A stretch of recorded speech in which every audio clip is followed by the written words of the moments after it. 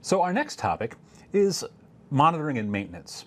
So if you're the DBA and you've gone through all of the work to install and configure SQL Server, to load data, to secure your data, your ongoing operations are going to be monitoring and maintenance. So let's talk about what's involved there. One of the things you'll be responsible for as a DBA is tracking server and database health. And by health, we mean how is the system performing? Are there any errors? Is there any corruption in the data? What's the resource usage like? Start to think about upgrades to the system. Are we going to need more memory down the road? Are we going to need more CPUs?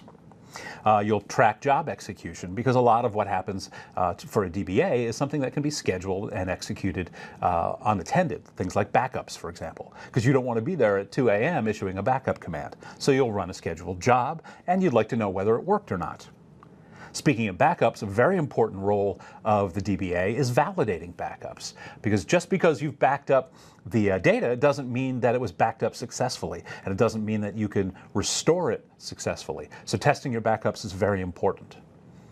Another ongoing operation for a DBA is going to be tuning indexes. While a developer may have created the indexes, it's going to be your responsibility to track their usage, to see whether they are doing what they're supposed to be doing.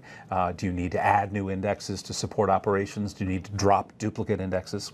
We've got lots of coverage of these topics in other courses.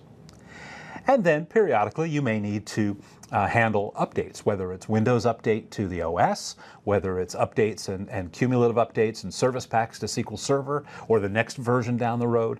All of these things fall into the realm of the DBA. So it's your final chance to show me how things work. Let's take a look at monitoring and maintaining. All right, here's the demo.